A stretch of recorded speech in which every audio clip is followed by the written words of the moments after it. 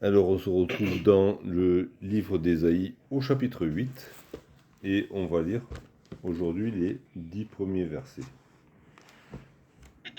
L'Éternel me dit, prends une grande table et écris dessus d'une manière intelligible, qu'on se hâte de piller, qu'on se précipite sur le butin. Je pris avec moi des témoins dignes de foi, le sacrificateur Uri et Zacharie, fils de Béréchia. Je m'étais approché de la prophétesse, elle conçut, et elle enfanta un fils. L'Éternel me dit, donne-lui pour nom Maher Shalash Shabaz.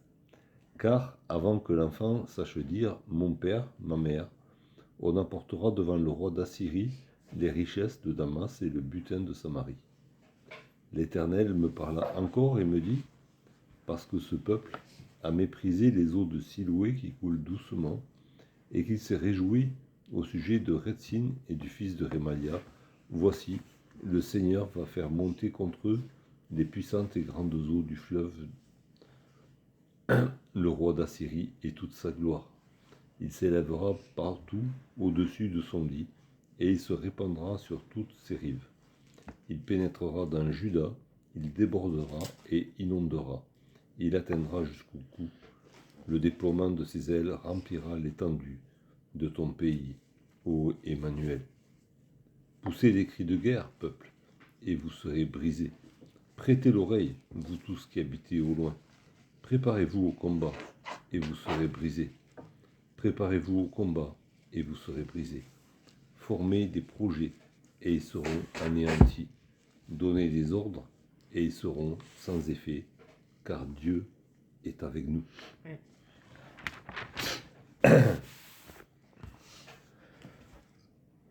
Donc, c'est ce chapitre 8, logiquement, il fait suite au chapitre 7, mais c'est un prolongement du chapitre 7, où il avait été question de la fin des royaumes de Samarie et du royaume de Damas, mais aussi de la fin du royaume de Juda et de Jérusalem.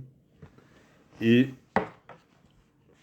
dans ce chapitre, Dieu confirme la prophétie qu'il avait donnée par Ésaïe au chapitre 7, et il lui dit de l'écrire, cette prophétie. Alors sur une grande table, c'est pas forcément sur une... il n'a pas dit prends une table dans la maison et vas-y, marque les trucs dessus. C'est peut-être juste une grande tablette, puisqu'ils écrivaient sur des tablettes. Et il dit d'écrire dessus d'une manière intelligible. Alors certains ont traduit par avec des grosses lettres. C'est pour que tout le monde puisse voir. Oui. De manière intelligible, de toute manière, c'est pour que ça puisse être compris.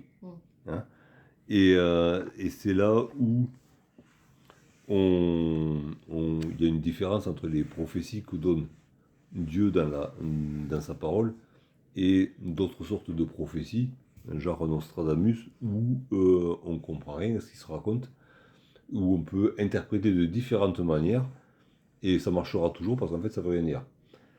Là, c'est de manière intelligible, c'est clair comme de l'eau de roche, et ça parle de la fin des royaumes de Syrie et de Samarie sont annoncés clairement. Il y a aussi quelque chose qui est important, c'est que Dieu demande que la prophétie soit écrite. Dieu n'a pas fondé une tradition orale où chacun de génération en génération pourrait transformer ce que Dieu a dit. Dieu a demandé à ce que sa parole soit écrite. Et là, quand on arrivera au verset 16, on verra que cette parole écrite sur cette grande table, mais Dieu demande qu'elle soit enveloppée pour la conserver. Hein, parce qu'il y avait des tablettes qui étaient un peu jetables, hein, ça servait un petit peu comme des post-it, et puis il y en avait qui étaient précieuses, il fallait conserver. Et Dieu a voulu que sa parole soit écrite et conservée. Et cette prophétie, c'est quoi? Ça annonce un pillage qui vient rapidement, hein, un butin qui est enlevé rapidement. c'est pour très bientôt que le pillage va commencer. Que fait Ésaïe? Il fait ce que Dieu lui a demandé de faire, mais il ne le fait pas seul. Il prend avec lui 2 témoins dignes de foi, des hommes de Dieu fidèles, et il fait ça devant eux pour que eux puissent témoigner qu'il l'a bien fait et que ce qu'il a écrit, c'est bien ce que Dieu lui avait demandé d'écrire. Et c'est quelque chose, c'est un trait de caractère des hommes de Dieu que Dieu demande que ses serviteurs aient. C'est très rare que Dieu demande à un homme de travailler pour lui tout seul. C'est quelque chose qui traverse toute la parole. C'est très rare que Dieu demande à quelqu'un de faire quelque chose tout seul, du moins pendant longtemps. Il se peut qu'un serviteur de Dieu soit isolé à un moment donné, mais la règle générale, c'est que le serviteur de Dieu prend avec lui d'autres hommes de Dieu fidèles pour apporter la parole ensemble. Et c'est ce que beaucoup plus tard, l'apôtre Paul recommandera à Timothée. Et on peut le lire dans la 2e épître de Paul à Timothée.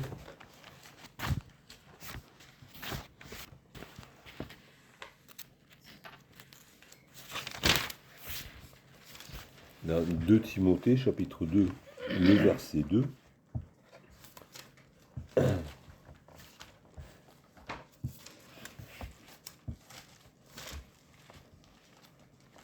Paul fait une recommandation très importante à Timothée. Et il lui dit: et ce que tu as entendu de moi en présence de beaucoup de témoins, confie-le à des hommes fidèles qui soient capables de l'enseigner aussi à d'autres. Donc, il y a déjà quand Paul a enseigné Timothée, c'était pas dans un endroit caché, rien que eux deux, dans le style des religions à secret où les choses se disent d'un à un qui a été bien choisi avant. Non, c'est dit en public, devant un grand nombre de témoins. Et Paul demande que, de son côté, aussi Timothée confie la parole qu'il a reçue à des hommes qui l'enseigneront aussi à d'autres. Donc il y a d'un côté ce souci de travailler ensemble avec des hommes de Dieu fidèles et ce souci de transmettre la parole de génération en génération.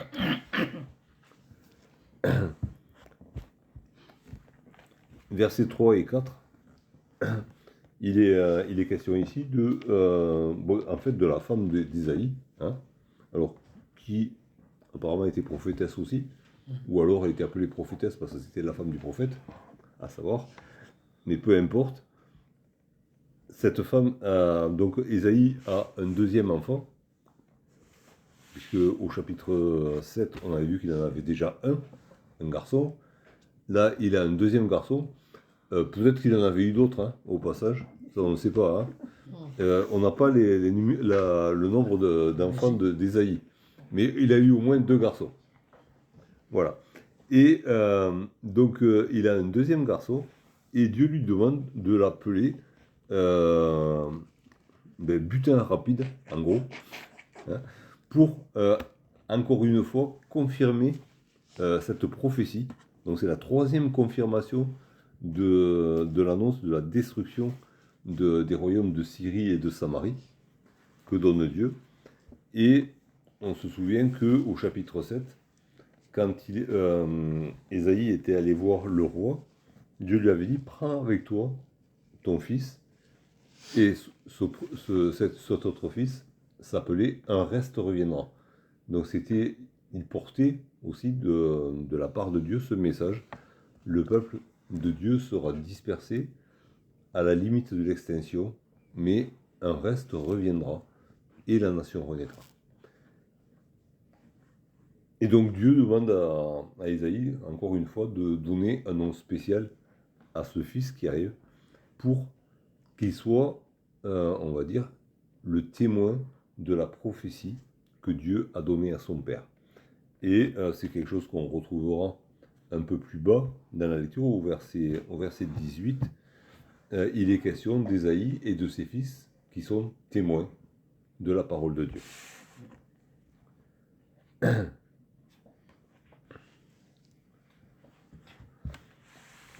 Des versets, à partir du verset 5, toujours au verset 4, pardon. Du coup, cet enfant, il porte ce nom de butin rapide, hein, ou quelque chose comme ça veut dire son nom. Et en effet, il n'aura pas le temps d'apprendre à parler, dit Dieu, que les choses que Dieu a annoncées commenceront à s'accomplir. Alors au chapitre 7, il était question de 65 ans, je crois. Dans 65 ans, ces royaumes auront disparu. Mais on va dire dans moins de 2 ans, dit Dieu, dans moins de 2 ans, ils commenceront déjà à avoir de gros problèmes avec la Syrie. Et ils vont être assujettis à un tribut qui va faire que les richesses de Damas et de Samarie vont partir chez le roi d'Assyrie. Ils devront payer un tribut au roi d'Assyrie. Et à partir du verset 5 jusqu'au verset 8, Dieu s'adresse à nouveau au peuple de Juda et de Jérusalem. Et il leur dit, voilà, vous aussi vous allez être punis. Et vous allez être punis par le même roi d'Assyrie. Et Dieu donne 2 causes aux châtiments qui vont tomber sur Juda et Jérusalem. La première, c'est vous avez méprisé les eaux de Siloé, qui coulent doucement. Siloé, c'était une source qui était à proximité de Jérusalem et qui alimentait en eau Jérusalem. Et c'était, du coup, une source modeste, mais qui faisait son travail de source et qui donnait à boire aux habitants de Jérusalem. Et en fait, ça symbolisait la bienveillance et la providence de Dieu envers son peuple. Ils avaient de l'eau parce qu'il y avait une source à côté. Et on avait vu dans les premiers chapitres, le peuple de Juda et de Jérusalem a méprisé tout ce que Dieu avait fait pour eux. Et voilà, vous avez méprisé cette source d'eau que je vous ai donnée. Eh bien, vous allez être inondés par le fleuve de l'Euphrate. Voilà. Et on voit aussi que le peuple de Jérusalem s'est souvent tourné vers l'Égypte, où coulait le Nil, hein, qui enrichissait l'Égypte. Et ils ont été souvent attirés par l'Égypte et ses richesses. Et du coup, ils ont méprisé ce que Dieu leur avait donné. Dieu les avait avertis, dans ce pays-là, il n'y a pas le Nil, mais il y a les sources que je vous donne, il y a la pluie que je vous donnerai, si vous m'obéissez, à chaque saison. Vous avez méprisé ce que je vous ai donné. Dieu le rappelle à son peuple, et à cause de ça, je vais vous punir par le roi d'Assyrie. Et il y a une deuxième raison pour laquelle Dieu châtiera son peuple de Jérusalem et de Juda. Vous vous êtes réjouis au sujet de Rétzin et du fils de Rémalia. Je vais vous punir parce que vous vous êtes réjouis du fait que vos ennemis étaient punis. Et c'est quelque chose qui revient souvent dans l'Ancien Testament, c'est que il y a des peuples qui ont été punis parce qu'ils se sont réjouis de la défaite de leurs ennemis. Alors que c'est Dieu qui intervient, et c'est même pas eux qui ont gagné la bataille, hein, mais ils se sont réjouis que leurs ennemis soient mis à terre, soient exterminés.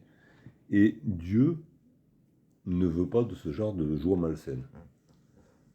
D'autant plus que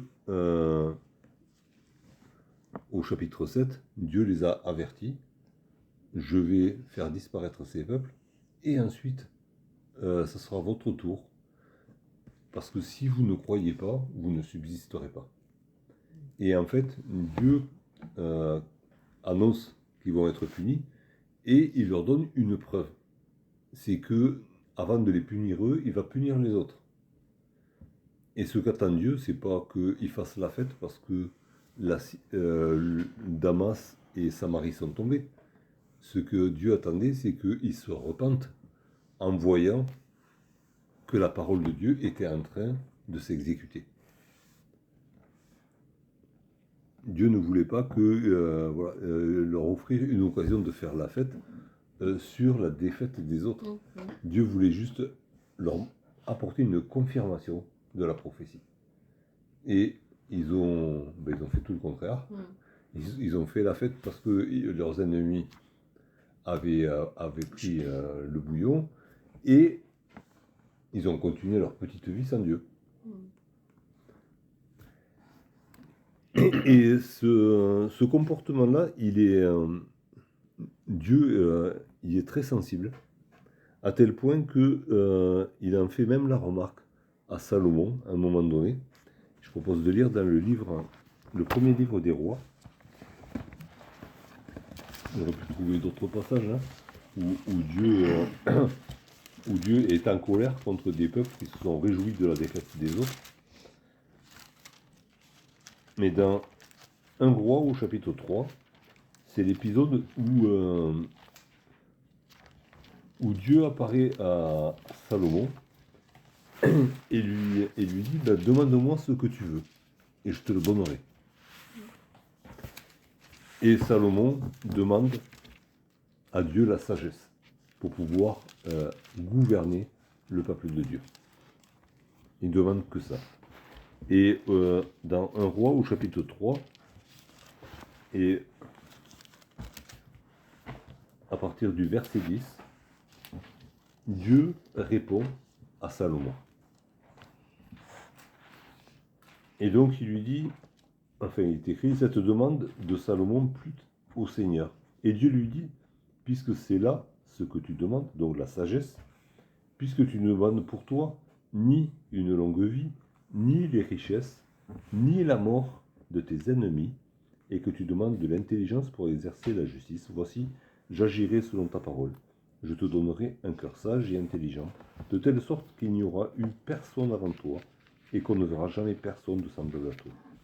Je te donnerai en outre ce que tu n'as pas demandé, des richesses, de la gloire, de telle sorte qu'il n'y aura pendant toute ta vie aucun roi qui soit ton pareil. Et si tu marches dans mes voies, en observant mes lois et mes commandements, comme l'a fait David ton père, je prolongerai tes jours. Qu'est-ce qu'a remarqué Dieu dans la demande de Salomon, quand il a demandé la sagesse? Mais il a remarqué que Salomon n'a demandé que la sagesse. Et il dit, tu aurais pu demander des richesses, tu aurais pu demander une longue vie, tu aurais pu demander que j'extermine tes ennemis, et tu ne l'as pas fait. Et j'apprécie ça. Dieu lui dit, j'apprécie ça. Alors, il lui dit, je te donnerai les richesses, je te donnerai la gloire, je te donnerai une longue vie. Et Dieu ne lui dit pas, j'exterminerai tes ennemis. Parce que Dieu n'est pas un Dieu de mort, il est un Dieu de vie.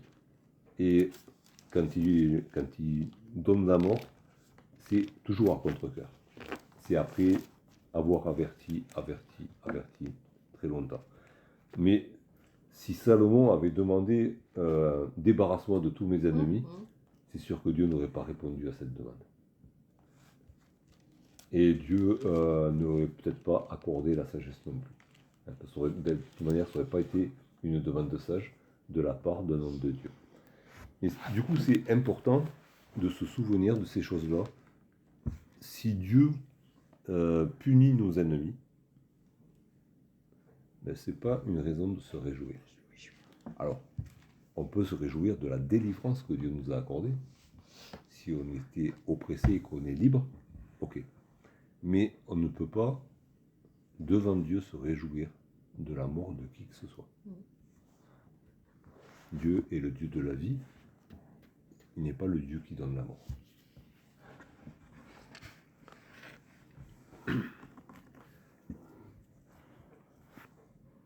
Et ça, ce ce passage qui parle de l'arrivée à Jérusalem du roi d'Assyrie qui va déborder, hein, il va déborder de partout, il va tout envahir. Ça se termine par le déploiement de ses ailes remplira l'étendue de ton pays, ô Emmanuel. Et on avait vu au chapitre 7 cette prophétie, hein, la Vierge deviendra enceinte, elle concevra un fils et elle lui donnera le nom d'Emmanuel, Dieu avec nous. Et ça, ça nous rappelle aussi que ce pays d'Emmanuel, ce pays où va naître un jour le Messie, c'est un pays qui a été envahi par les ennemis du peuple de Dieu. Et quand Emmanuel va naître, le pays sera encore occupé par d'autres ennemis. La terre d'Israël, la terre d'Emmanuel, elle va être envahie à plusieurs reprises par toutes sortes d'ennemis. Et même Jésus-Christ va être au milieu des ennemis de son peuple. Et encore plus fort, hein, c'est un empereur romain qui va, sous la direction de Dieu, faire naître Jésus à Bethléem, selon la prophétie. Mais voilà, ça se passe dans un contexte d'occupation. Et ensuite, il y a un avertissement pour tous les peuples alentours. En gros, Dieu leur fait dire, quoi que vous fassiez, quelle que soit la résistance que vous prépariez et que vous opposerez au roi d'Assyrie, ça ne servira à rien. Ça ne servira à rien parce que le verset 10 se termine en disant « Car Dieu est avec nous ». Alors Dieu était appuyé le roi d'Assyrie. Les armées du roi d'Assyrie, elles ont eu du succès. Pourquoi? Parce que Dieu a retiré sa protection de son peuple à Jérusalem et il a donné sa protection pour un temps au roi d'Assyrie. Et ce qui lui a permis d'avoir ce succès phénoménal d'envahir toute la région. Parce que Dieu, oui, Dieu a été avec lui dans la mesure où il s'est servi de lui pour accomplir ses projets et ses projets de purification de son peuple. Alors ça peut être un peu choquant parce que c'est le pays d'Emmanuel, Dieu avec nous. Mais Dieu avec nous, oui, mais pas à n'importe quelle condition. Dieu avec nous quand on croit ce qu'il dit, quand on obéit à sa parole. Sinon, Dieu est avec qui il veut. Dieu aide et favorise qui il veut pour que ses desseins s'accomplissent. C'est pas parce que, et justement, quand Jésus arrivera, quand Emmanuel viendra, les dirigeants du peuple diront, nous avons pour père Abraham, c'est bon, nous sommes de la famille de Dieu. Jésus leur dira, mais de ces pierres, Dieu peut susciter des enfants à Abraham. C'est pas une question d'appartenance raciale. C'est juste, c'est votre cœur qui compte. Est-ce que vous obéissez? Est-ce que vous êtes vraiment des fils d'Abraham parce que vous exercez la foi? Et pas juste parce que vous êtes génétiquement descendant d'Abraham. Hein, rien à voir. Mais c'est quand même, ça peut être choquant de voir d'un côté, oui, Emmanuel, Dieu avec nous, et qui vient dans le peuple de Dieu, mais en même temps, Dieu est avec les ennemis pour corriger son peuple. Ça peut être choquant, mais ça c'est la sagesse de Dieu, c'est de travailler à la purification de son peuple par les épreuves et par les ennemis s'il le faut.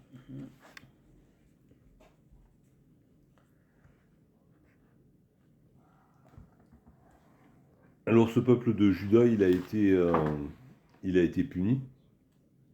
Et on a ici alors, il y avait des problèmes d'idolâtrie, il y avait des problèmes de violence, il y avait des problèmes d'oppression, comme on l'a vu dans les premiers chapitres, d'oppression des plus pauvres par les plus riches.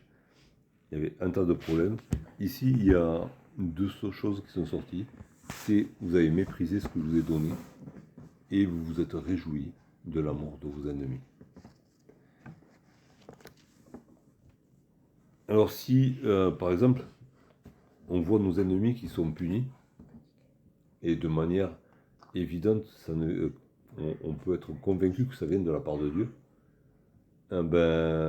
faisons attention, c'est que Dieu est en train de nous avertir.